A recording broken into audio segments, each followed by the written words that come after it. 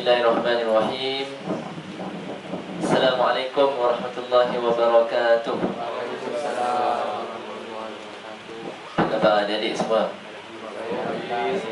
Sehat tak? Tenaga nampak ini? Puasa? Alhamdulillah. Terima kasih ya. Saya tak tahu ada pengusi yang pemalu ni.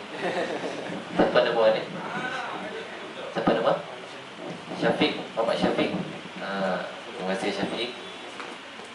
Seterusnya yang dihormati Cik Muhammad Iskandar Zulkarnain, Student Affairs Department Teknologi Park Malaysia College, Kediri. Seterusnya staf yang hadir dan adik-adik para pelajar yang saya kasih sekalian. Semua ni student. Berapa umur semua ni? 20. 19. Bodoh lagi adik. 24 seorang sesat.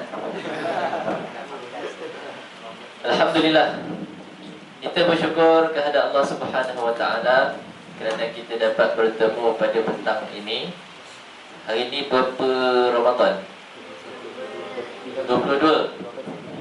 22 ke 23? 23. Mana satu ni, perempuan cakap 22, lelaki cakap 23. Ha? 22 Ramadan. Malam 23. Kejap lagi maghrib ke, kita dah masuk malam yang ke 23 Ramadan. Dua-dua betul. Puan betul, lelaki betul. Ya? Okey. Alhamdulillah, kita bersyukur sekali lagi kepada Allah Subhanahu Wa Taala kerana pada petang ini kita nak berkongsi sedikit ilmu, sedikit pengalaman yang saya ada. Kita nak ulas ataupun cerita mengenai bulan Ramadan. Kalau sebelum ni kita selalu berdoa. Kita minta dekat Allah Subhanahu Wa Taala, Allahumma barik lana fi Rajab wa Sya'ban wa ballighna Ramadan. Ya Allah, ya Tuhan kami, berkatilah kami di bulan Rajab dan Sya'ban. Sampaikanlah kami ke bulan Ramadan yang mulia. Sekarang ya adik-adik, kita berada di dalam fasa yang terakhir bulan Ramadan, 10 yang terakhir, iaitu merdeka daripada api neraka azab siksa Allah Subhanahu Wa Taala. Pojam colik, rupa-rupa kita dah berada di penghujung Ramadan. Rasa-rasanya baru lagi kita mula puasa kan. Ini tuk-tuk dah masuk malam yang ke-23. Cepat sungguh masa berlalu. Ini petanda ataupun menunjukkan bahawa dunia ni sudah hampir ke penghujungnya adik. Jadi Nabi tak pernah doa untuk 3 bulan sekaligus. Allahumma barik li fi syahri Rajab. Ya Allah, berkatilah saya di dalam bulan Rajab. Wa barik li fi syahri Sya'ban. Berkatilah saya di bulan Sya'ban.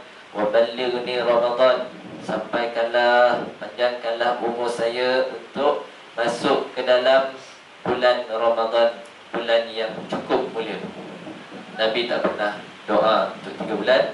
Inilah satu-satunya doa Nabi yang Nabi baca, para sahabat pun baca, sehinggalah kepada kita hari ini adik-adik. Sedangkan di dalam surah At-Taubah, Allah Subhanahu Wa Taala menyebut daripada 12 bulan yang Allah ciptakan dalam setahun ada 12 bulan, 4 bulan yang cukup masyhur, famous 4 bulan ni. Firman Allah Subhanahu Wa Taala di dalam surah tersebut, surah At-Taubah ayat 36. A'udzu billahi minasy syaithanir rajim. Inna iddatash syuhuri 'indallahi 12 syahran fi kitabillah yawma khalaqas samawati wal ard minha minha arba'atun hurum. Sadaqallahul azim. 4 bulan yang masyhur yang Allah sebut di dalam Al-Quran. Apakah bulan-bulan tersebut, adik-adik? Bulan-bulan itu ialah bulan Zulqa'dah, bulan Zulhijjah, bulan Muharram dan bulan Rajab. 4 bulan ni Allah haramkan umat Islam daripada melakukan peperangan, pertumpahan darah dan sebagainya. Tiba-tiba muncul pula satu bulan yang tak pernah disebut, tiba-tiba ianya menjadi terkenal, famous pula di kalangan kita umat Islam pada hari ini. Apakah bulannya itu? Bulannya bulan Ramadan Al-Mubarak yang penuh dengan keberkatan di dalamnya. Sejak bila pula bulan Ramadan ini jadi terkenal, adik-adik? Sejak Nabi Muhammad sallallahu alaihi wasallam dibangkit, diutuskan menjadi Nabi dan Rasul yang terakhir, membawa Al-Kitab, membawa Al-Furqan, membawa Al-Quran, Az-Zikr, Huda. Nama Al-Qurannya dia banyak, adik-adik, bukan satu nama je. Dia kalau benda yang baik-baik, nama dia mesti banyak. Macam orang Arab kan, kalau dia tanya tentang kita, apa khabar, baik ke, sehat ke, dia banyak perkataan bahasa Arab. Sebab itu Allah Subhanahu wa ta'ala, nama Allah ada 99. Sebab Allah itu Maha baik. Lagilah sebab yang menciptakan, banyak namanya. Okey.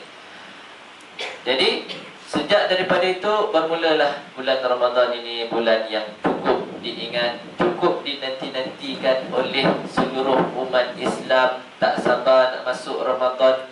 Sebab itulah doa Nabi nak bertemu dengan bulan Ramadan.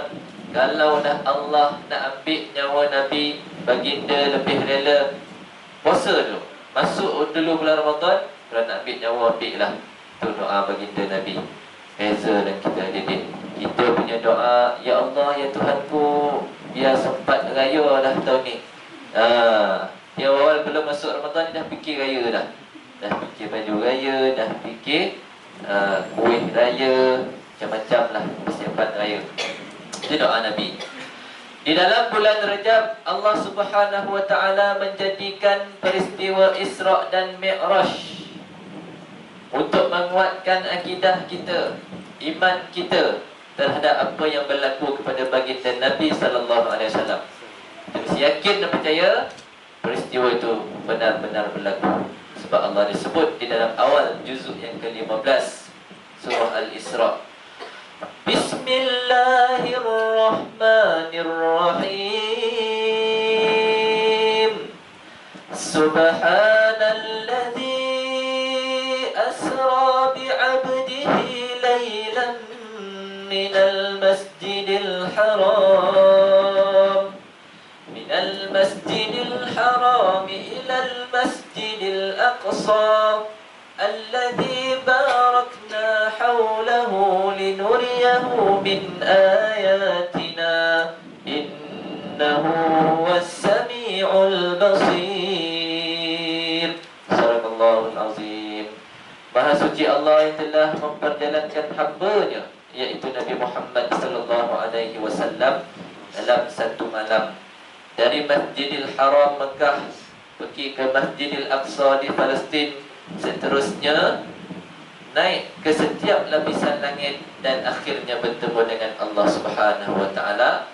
Pada waktu itulah disyariatkan solat yang pada mulanya Allah perintahkan Nabi dan kita ni buat solat berapa waktu?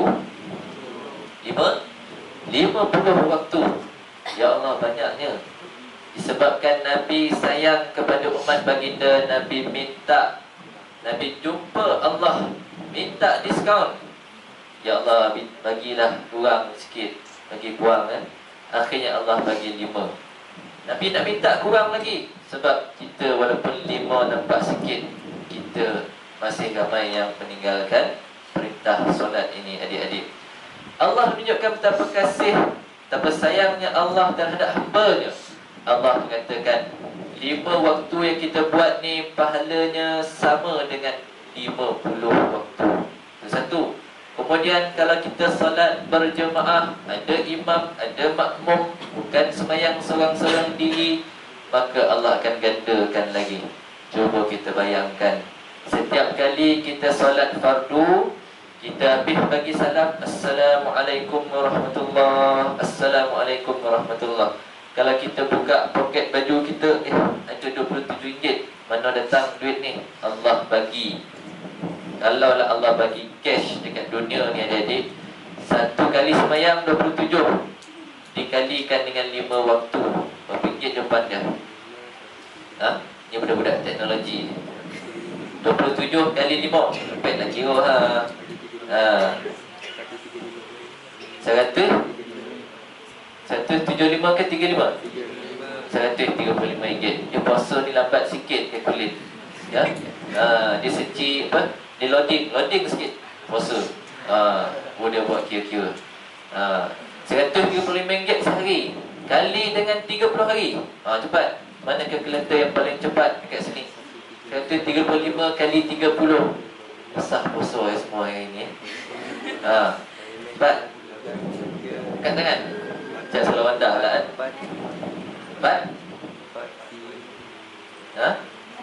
4,000 tepat. 4,050. Ya. Sebulan kita sembahyang je, Allah bagi duit, bagi cash. Ya Allah, RM4,050 panah poket kita.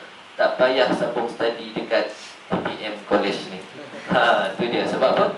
Mana pergi semua orang ni selalunya imam muda bila lalu tol Sungai Bersih, keluar tol dia dah berderet kereta dah panjang, jam jalan masuk KL. Tapi bila Allah bagi cash, keluar tol Sungai Bersih, dekat tempat tol pun orang dalam tu pun tak ada manusia yang jaga. Cari mana? Rupanya solat berjemaah dekat surau TPM College. Tu dia. Sebab apa? Allah bagi cash kalau kita buat ibadah. Tapi Allah tak bagi cash dekat dunia ni adik-adik. Sebab tu ramai yang tak nak buat. Allah nak kita ambil, dia punya pahalanya, ganjarannya di akhirat nanti. Itu bulan Rajab. Bulan Syakban pula, kita masuk bulan Syakban. Umat Melayu ni selalu menyambut peristiwa apa? Bulan Syakban? Nisfu Syakban. Sebenarnya ada satu lagi peristiwa yang cukup besar, artinya buat kita umat Islam, yang berlaku dalam bulan Syakban. Ni masyarakat Arab akan sambut setiap tahun. Siapa tahu apa peristiwa yang berlaku selain daripada Nisfu Syakban? Bila dapat hadiah Ramadan, kita bagi.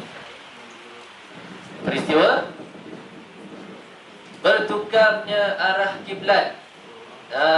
Kan arah kiblat kita asal-asalnya menghadap Masjidil Aqsa di Palestin.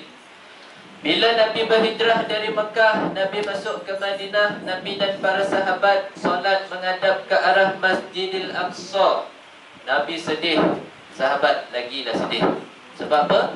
Orang Yahudi Madinah setiap hari mencaci, memaki, mengejek, mempersedakan Nabi dan sahabat.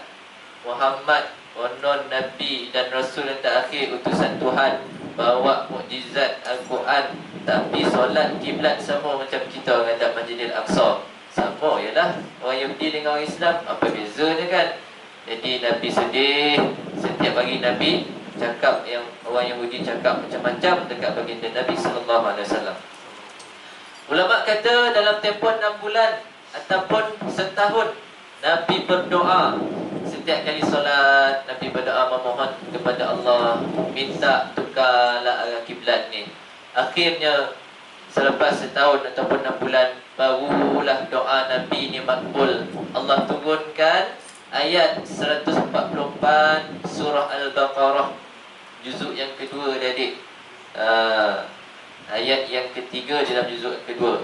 Kalau surah Al-Baqarah tu nombor dia 144, muka surat 22 di dalam Al-Quran. A'udzu billahi minasy syaithanir rajim. Qad nara taqallub wajhika fis samaa, falanuwalliyannaka qiblatan tardaha, fawalli wajhaka syatral masjidil haram wa haythu syatrah ila akhir ayat. Subhanallahul azim. Sungguhnya kami melihat kamu, wajah kamu sentiasa menengadah ke langit, sentiasa melihat ke langit. Nabi lah tu. Nabi solat, Nabi sentiasa memohon. Maksudnya Nabi sentiasa berdoa, minta dekat Allah ditukarkan arah kiblat. Akhirnya Allah kata, fawalli wajhaka syatral masjidil haram. Palingkanlah wajah kamu ke arah yang kamu suka, iaitu Masjidil Haram, di mana terletaknya Kaabah Baitullahil Haram. Ketika Nabi dan para sahabat sedang melakukan solat fardu zuhur berjemaah di dalam sebuah masjid di Madinah. Siapa pernah pergi umrah, pergi haji, mutawif ataupun guru pembimbing akan bawa jemaah pergi ke sebuah masjid, ziarah luar. Masjid dipanggil Masjid Qiblatain. Maksud dia dua kiblat. Di situlah berlakunya penurunan wahyu ayat 144 tersebut. Turunnya wahyu ketika Nabi solat fardu zuhur. Ada ulama kata solat fardu asar. Tak kisah zuhur atau asar, yang penting ketika Nabi dah selesai 2 rakaat turun wahyu, maka Nabi on the spot, Nabi terus menghadap ke arah Masjidil Haram. Kalau Masjidil Aqsa macam ni, Nabi jalan pusing 180 darjah menghadap ke arah Masjidil Haram di belakang, ya. Pusing jalan, pusing. Menghadap sana pula. Sahabat ikut apa yang Nabi buat. Saf yang pertama, kedua, ketiga sampai saf yang terakhir ikut perbuatan Nabi. Selesai sahaja solat, Nabi bagi tahu dekat para sahabat, alhamdulillah, Allah dah turunkan wahyu, maka kiblat kita telah bertukar. Maka gembiralah para sahabat. Kalau lah waktu tu adik-adik ada Facebook, ada Twitter kan, confirm sahabat ni akan update status, alhamdulillah, kiblat kita dah tukar. Sekian lama kita menanti. Jangan pandang Masjidil Aqsa lagi, sembayanglah menghadap ke arah Masjidil Haram. Di mana sahaja kamu berada, wahai summa kuntum fawallu wujuhakum syatrah. Di mana sahaja kita berada, kita menghadaplah ke arah Masjidil Haram. Ada dekat TPM ke, ada dekat Negeri Sembilan ke, ada dekat Kuala Lumpur, Selangor, Mekah, Madinah, Eropah, Timur Tengah, kita mesti menghadap kiblat kita ke arah Masjidil Haram, Kaabah Baitullahil Haram. Itu setahun baru makbulnya doa Nabi. Kalau kita ni doa, kita ni manusia yang biasa, kalau kita doa sekejap je Allah dah makbulkan. Itu maksudnya rahmat Allah bagi dekat kita. Kalau Nabi doa lama baru makbul, kita manusia biasa apatah lagi adik-adik. Sebab itu kita jangan berhenti daripada berdoa. Sayyidatina Aisyah radhiyallahu anha mengatakan bahawa apabila aku melihat baginda Nabi sallallahu alaihi wasallam bila berdoa, semakin lama doa Nabi, bila panjang doanya semakin tinggi tangan baginda angkat. Sebab tu hadis tu sebut nampak putih bawah ketiak Nabi, putihnya lengan, bawah lengan Nabi ni. Sebab tinggi doa, tinggi tangan Nabi angkat. Sebab Nabi minta bersungguh-sungguh dekat Allah SWT, dimakbulkan segala doa yang diminta. Kita ni kita tengoklah, makmum bila dengar imam baca doa, alangkah panjang ni doa imam ni. Apa yang baca ni panjang benar. Makin lama imam baca doa, makin rendah tangan kita. Akhirnya letak atas paha, duduk dalam surau, kira bilang berapa ekor cicak ada dalam surau dan betik, ya. Dia dah fokus dia lagi dah. Sebab tak faham maksud apalah yang dibaca oleh imam ni. Kalau kita tak faham, kita aminkan dia adik. Amin, ya. Kabulkanlah, maksudnya ya Allah, makbulkanlah. Sebab tu dalam solat bila imam habis baca waladdallin, kita nak sebut amin ni macam mana kita nak sebut ni? Ada 4 perkataan amin yang kita boleh sebut. Yang pertama kita sebut, yang pertama amin, ada pendek amin, iaitu orang yang dipercayai. Sebab Nabi kita digelar Al-Amin. Itu yang pertama. Yang kedua amin. Tu 2 harakat. Min. Min tu pendek. Ini maksud dia berimanlah. Dia jadi fi'il amar, suruhan supaya berimanlah kamu. Kedua-dua ni tak boleh pakai dalam solat. Tak boleh kita sebut. Jangan suka hati ya sebut kataan amin ni, macam-macam versi kita ada kan. Dengar imam bila habis baca Fatihah, macam-macam bunyi dekat belakang ni. Dengar ya. Yang ketiga, amin.